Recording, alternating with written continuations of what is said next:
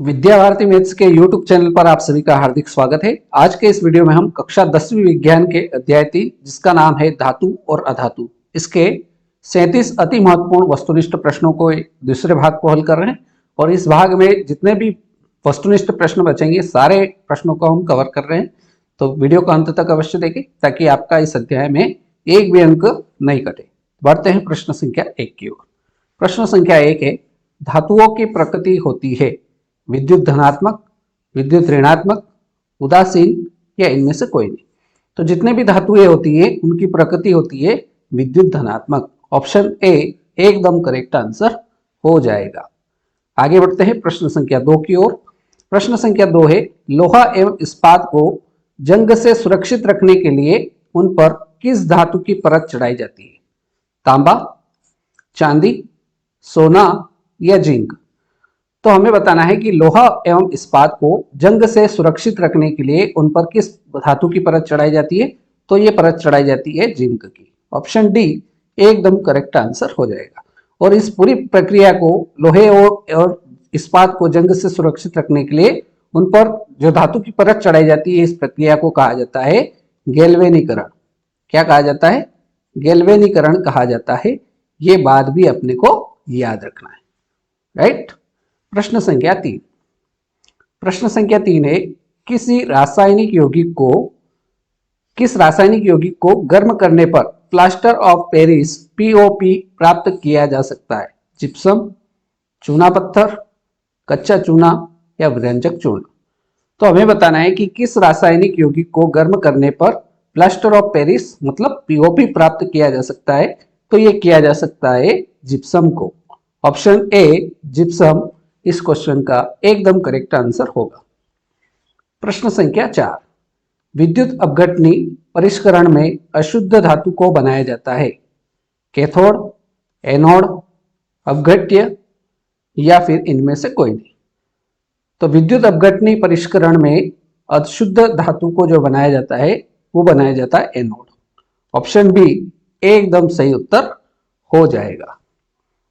अगले क्वेश्चन की ओर बढ़ते हैं। क्वेश्चन नंबर 5, जब मैग्नीशियम फीता को जलाया जाता है तो उत्पन्न आग की जो लो होती है वो कैसी होती है? लाल होती है, पीली होती है, नीली होती है या चमकीली होती है? तो जब मैग्नीशियम फीते को जलाया जाता है तो उसमें उत्पन्न आग की जो लो होती है वो होती है नीली। ऑप्शन सी एकदम करेक्ट आंसर हो जाएगा, राइट। क्वेश्चन नंबर 6, इक्वारेजिया रॉयल जल किस अनुपात में सांद्र हाइड्रोक्लोरिक अम्ल मतलब HCl एवं सांद्र नाइट्रिक अम्ल का ताजा मिश्रण होता है? तो सांद्र नाइट्रिक अम्ल का फार्मूला होता है HNO3। तो इनका अनुपात क्या होता है? तो ये अनुपात होता है सांद्र हाइड्रोक्लोरिक का 3 और HNO3 मतलब सांद्र नाइट्रिक अम्ल, इनका अनुपात होता है 1। तो HCl का 3 और HNO3 का 1, तो 3:1 कौन सा ऑप्शन मैच कर रहा है? ऑप्शन डी एकदम करेक्ट आंसर हो जाएगा। अगले प्रश्न की ओर बढ़ते हैं। प्रश्न संख्या 7, अपने शुद्ध रूप में धातु की सतह कैसी होती है? काली, खुरदुरी, चमकदार या इनमें से कोई नहीं? अपने शुद्ध रूप में धातु की सतह होती है काला, खुरदुरा, चमकदार या इनमें से कोई नहीं? तो धातु की जो सतह होती है शुद्ध रूप में वो चमकदार होती है। ऑप्शन सी एकदम करेक्ट आंसर होगा। प्रश्न संख्या 8, धातु का पतले तार के रूप में खींचने की क्षमता को क्या कहते हैं? आघातवर्धनीयता, लचीलापन, तन्यता या इनमें से कोई नहीं? तो धातु का पतले तार के रूप में खींचने की जो क्षमता होती है वो कहलाती है उसकी तन्यता। ऑप्शन सी एकदम करेक्ट आंसर हो जाएगा, बिल्कुल समस्या नहीं आएगी। प्रश्न संख्या 9, प्रश्न संख्या 9 है, कुछ धातुओं को पीटकर पतली चादर बनाया जा सकता है, इस गुणधर्म को क्या कहते हैं? आघातवर्धनीयता, लचीलापन, तन्यता या इनमें से कोई नहीं? तो धातुओं को पीटकर पतली चादर बनाया जा सकता है, इस गुणधर्म को कहा जाता है आघातवर्धनीयता। ऑप्शन ए इस प्रश्न का एकदम करेक्ट आंसर हो जाएगा। आगे बढ़ते हैं प्रश्न संख्या 10 पर। जो धातुएं कठोर सतह से टकराने पर आवाज उत्पन्न करती है उन्हें क्या कहते हैं? ध्वनिक, आघातवर्धनीता, तन्यता या इनमें से कोई नहीं। तो जो धातुएं कठोर सतह से टकराने पर आवाज उत्पन्न करती है उन्हें कहते हैं ध्वनिक। ऑप्शन ए इसका बिल्कुल करेक्ट आंसर हो जाएगा। इसका एक और नाम भी याद रखना है अपने को, इसको कहा जाता है सोनोरस। क्या कहा जाता है? इसको सोनोरस भी कहा जाता है। ये बात भी अपने को अच्छी तरीके से याद रखना है। प्रश्न संख्या 11।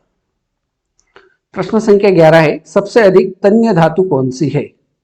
चांदी, एल्यूमिनियम, तांबा या सोना? हमें बताना है कि सबसे अधिक तन्य धातु कौन सी है, तो ये हो जाएगी आपकी सोना। ऑप्शन डी एकदम करेक्ट आंसर हो जाएगा। प्रश्न संख्या 12। प्रश्न संख्या 12 है, 1 ग्राम सोना से कितना लंबा तार बनाया जा सकता है? मतलब 1 ग्राम सोना है, उसमें क्योंकि धातुओं में तन्यता का गुण होता है, इस कारण से उसको लंबा किया जा सकता है। तो 1 ग्राम सोने से कितना लंबा तार बनाया जा सकता है? 1 किलोमीटर, 2 किलोमीटर, 3 किलोमीटर या 4 किलोमीटर? तो 1 ग्राम सोना से 2 किलोमीटर लंबा तार बनाया जा सकता है। ऑप्शन बी एकदम करेक्ट आंसर हो जाएगा। अगला प्रश्न है प्रश्न नंबर 13। प्रश्न नंबर 13 बोल रहा है, कमरे के ताप पर मरकरी धातु किस अवस्था में पाई जाती है? कमरे के ताप पर मरकरी, जिसको पारा कहा जाता है और इसका संकेत होता है Hg, किस अवस्था में पाई जाती है? ठोस अवस्था, द्रव अवस्था, गैस अवस्था या प्लाज्मा? तो कमरे के ताप पर जो मरकरी धातु होती है वो किस अवस्था में पाई जाती है? तो ये द्रव अवस्था में पाई जाती है। ऑप्शन बी बिल्कुल करेक्ट आंसर हो जाएगा। अगला प्रश्न, प्रश्न नंबर 14। इनमें से कौन अधातु होते हुए भी चमकीला होता है? कार्बन, ब्रोमीन, आयोडीन या इनमें से कोई नहीं? तो कार्बन चमकदार नहीं होता है, ब्रोमीन भी चमकदार नहीं होता है। जो आयोडीन होता है ये अधातु भी है और अधातु होते हुए ये चमकीला भी होता है। तो यहाँ पर ऑप्शन सी आयोडीन इसका बिल्कुल करेक्ट आंसर होगा। चलिए अगले प्रश्न की ओर बढ़ते हैं। प्रश्न संख्या 15। सबसे कठोर प्राकृतिक पदार्थ कौन सा है? हमें बताना है सबसे कठोर प्राकृतिक पदार्थ कौन सा है? लिथियम, हीरा, सोडियम या पोटेशियम? तो सबसे कठोर प्राकृतिक पदार्थ जो होगा वो होगा हीरा। और हीरा जो है वो किसका अपर रूप है? कार्बन का अपर रूप है। ये बात भी अपने को याद रखना है। हीरा किसका अपर रूप है? कार्बन का अपर रूप है। तो ऑप्शन बी इसका एकदम करेक्ट आंसर हो जाएगा। प्रश्न संख्या 16। एल्यूमिनियम पर मोटी ऑक्साइड की परत बनाने की प्रक्रिया को क्या कहते हैं? एल्यूमिनियम पर मोटी ऑक्साइड की परत बनाने की प्रक्रिया जो होती है इसको क्या कहा जाता है? कैथोडीकरण, एनोडीकरण, कैथोडीकरण या दोनों या इनमें से कोई नहीं? तो एल्यूमिनियम पर मोटी ऑक्साइड की परत बनाने की प्रक्रिया जो होती है उसको कहा जाता है एथोडीकरण। ऑप्शन ए बिल्कुल करेक्ट आंसर हो जाएगा। प्रश्न संख्या 17। निम्न में सबसे अधिक अभिक्रियाशील कौन है? Na मतलब सोडियम, Ca, Pb या Au? तो इनमें सबसे अधिक अभिक्रियाशील कौन है? सोडियम है। इसी कारण से इसको मिट्टी के तेल में रखा जाता है। तो ऑप्शन ए Na इसका एकदम करेक्ट आंसर हो जाएगा। प्रश्न संख्या 18। सोडियम जिसका संकेत होता है Na की परमाणु संख्या कितनी है? 12, 18, 11 या 13? तो सोडियम Na की परमाणु संख्या कितनी होती है? तो ये होती है 11। ऑप्शन सी बिल्कुल करेक्ट आंसर होगा। अगला क्वेश्चन, क्वेश्चन नंबर 19। हीलियम जिसका संकेत होता है He की परमाणु संख्या है 2, 15, 12 या 18? तो हीलियम की परमाणु संख्या हो जाएगी आपकी 2। ऑप्शन ए बिल्कुल करेक्ट आंसर होगा। Question number 20। क्लोरीन Cl जिसका संकेत होता है कि परमाणु संख्या है 12, 16, 15 या 17? तो क्लोरीन की परमाणु संख्या जो होगी वो होगी 17। ऑप्शन डी एकदम करेक्ट आंसर हो जाएगा। अगला प्रश्न 21, ऑक्सीजन जिसका संकेत होता है O की परमाणु संख्या है 5, 6, 8 या 10। तो ऑक्सीजन की परमाणु संख्या कितनी हो जाएगी? 8 हो जाएगी। ऑप्शन सी एकदम करेक्ट आंसर होगा। अगला प्रश्न, प्रश्न संख्या 22, पोटेशियम जिसका संकेत होता है K की परमाणु संख्या है 19, 21, 23 या 17। तो पोटेशियम जिसका संकेत होता है कि K, इसकी परमाणु संख्या जो होगी वो कितनी होगी? तो पोटेशियम की परमाणु संख्या हो जाएगी 19। ऑप्शन ए बिल्कुल करेक्ट आंसर हो जाएगा। और पोटेशियम से रिलेटेड एक प्रश्न पूछा जाता है कि सबसे अधिक अभिक्रियाशील धातु कौन सी है? तो वो आपने को याद रखना है पोटेशियम, और इसका संकेत होता है के। राइट। प्रश्न संख्या 23, कैल्शियम जिसका संकेत होता है Ca की परमाणु संख्या है 12, 18, 20 या 19। तो कैल्शियम जिसका संकेत है Ca, इसकी परमाणु संख्या हो जाएगी 20। ऑप्शन सी बिल्कुल करेक्ट आंसर हो जाएगा। प्रश्न संख्या 24, फास्फोरस इसका संकेत होता है P की परमाणु संख्या कितनी है? 11, 13, 15 या 16। तो फास्फोरस जिसका संकेत होता है P, इसकी परमाणु संख्या कितनी होगी? 15 हो जाएगी। और 16 किसकी होती है? तो 16 हो जाएगी गंधक की। 16 किसकी परमाणु संख्या है? गंधक की परमाणु संख्या कितनी है? 16 है। तो ऑप्शन सी इसका एकदम करेक्ट आंसर हो जाएगा। आगे बढ़ते हैं, प्रश्न संख्या 25, आयनिक यौगिक NaCl का गलनांक है 1052, 1074, 1044 या 1098।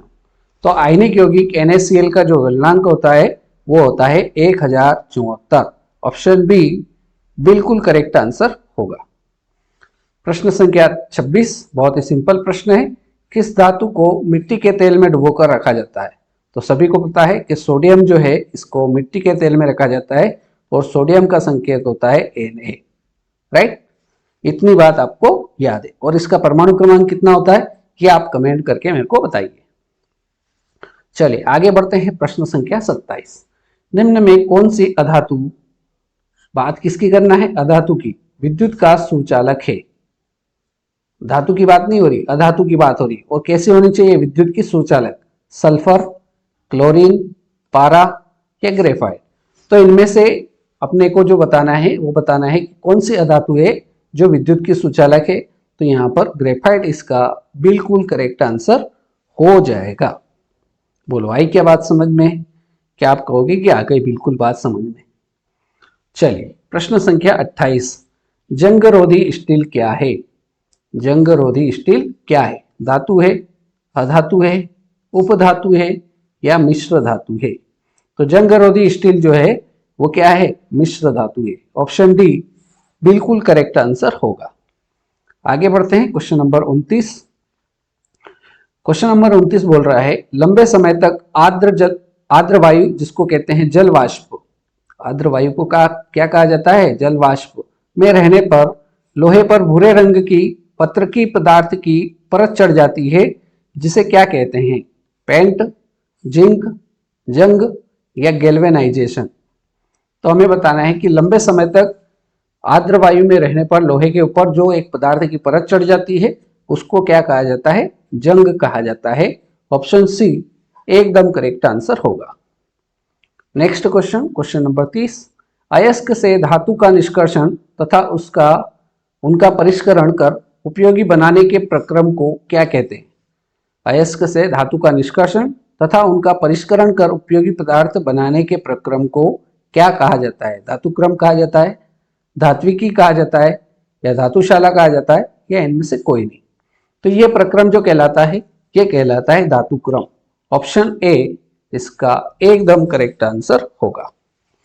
अगले प्रश्न की ओर बढ़ते हैं, प्रश्न संख्या 31, क्रायोलाइट किस धातु का अयस्क है? तांबा, लोहा, एल्यूमिनियम या मैग्नीशियम? हमें बताना है क्रायोलाइट किस धातु का अयस्क है। तो क्रायोलाइट जो है वो एल्यूमिनियम धातु का अयस्क है। ऑप्शन सी एकदम करेक्ट आंसर हो जाएगा। प्रश्न संख्या 32, निम्न में सबसे भारी धातु कौन सी है? लिथियम, यूरेनियम, सीजियम या आयरन। तो इनमें सबसे भारी धातु जो होगी वो हो जाएगी यूरेनियम। ऑप्शन बी एकदम करेक्ट आंसर होगा। आगे बढ़ते हैं क्वेश्चन नंबर 33। जस्ते का अयस्क है bauxite, cinnabar, zinc plate, sodium chloride. तो जस्ते का अयस्क कौन है? तो ये हो जाएगा आपका, इसके पहले वाले पार्ट में आपने बताया था जिंक ब्लेड, इसका एकदम करेक्ट आंसर हो जाएगा। और इसका फार्मूला क्या होता है? इसका फार्मूला होता है ZnS। ये भी अपने को याद रखना है। प्रश्न संख्या 34। ताम्र एवं टीन के मिश्र धातु को क्या कहते हैं? कांसा, पीतल, सोल्डर या इनमें से कोई नहीं। तो ताम्र एवं टीन के मिश्र धातु को क्या कहते हैं? ताम्र, कंफ्यूज नहीं होना है, इसी को कॉपर कहते हैं, Cu, तांबा। ताम्र एवं टीन के मिश्र धातु को जो कहा जाता है वो कहा जाता है कांसा। ऑप्शन ए बिल्कुल करेक्ट आंसर हो जाएगा। आगे बढ़ते हैं प्रश्न संख्या 35 की ओर। प्रश्न क्रमांक 35 है, सोना का परमाणु संख्या है 29, 79, 89 या 39। तो सोने की जो परमाणु संख्या है वो है 79। ऑप्शन बी एकदम करेक्ट आंसर हो जाएगा। आगे बढ़ते हैं प्रश्न संख्या 36 की ओर। क्यूप्राइट निम्न में किस धातु का अयस्क है? Al, Zn, Cu या Hg। तो क्यूप्राइट किस धातु का अयस्क है? तो ये कॉपर का है, Cu इसका एकदम करेक्ट आंसर हो जाएगा। और Cu किसका संकेत है? कॉपर का संकेत है। ऑप्शन सी इसका एकदम करेक्ट आंसर हो जाएगा। और अब बढ़ते हैं आज के इस वीडियो के अंतिम प्रश्न की ओर। प्रश्न संख्या 37। स्टेनलेस स्टील में लोहा एवं कार्बन के अलावा अन्य तत्व रहते हैं। एल्यूमिनियम एवं लेड, निकिल एवं क्रोमियम, मैग्नीज एवं क्रोमियम या चांदी एवं निकिल। तो स्टेनलेस स्टील में लोहा एवं कार्बन के अलावा अन्य तत्व जो रहते हैं वो रहते हैं निकिल एवं क्रोमियम। ऑप्शन बी इसका एकदम करेक्ट आंसर हो जाएगा। तो इस प्रकार से आज के इस वीडियो में हमने अध्याय 3 जिसका नाम था धातु और अधातु, इसके सेकेंड पार्ट में 37 महत्वपूर्ण ऑब्जेक्टिव प्रश्नों को हल किया। उम्मीद करता हूं ये दोनों पार्ट देखकर आपका इस पार्ट से अब एक भी प्रश्न आउट ऑफ नहीं आने वाला है। अगर ये दोनों पार्ट आपने अच्छे से कंप्लीट कर लिए तो आपका परीक्षा में एक भी अंक नहीं कटेगा, इसकी गारंटी है। राइट? तो इस प्रकार से अगर आप अच्छे से मेहनत कर लेंगे दोनों वीडियो को देखकर तो ये अध्याय आपका कंप्लीट हो जाएगा। राइट? तो आज के इस वीडियो में इतना ही। मिलते हैं नेक्स्ट वीडियो में ऐसे ही नए प्रश्नों के साथ। जय हिंद, जय भारत।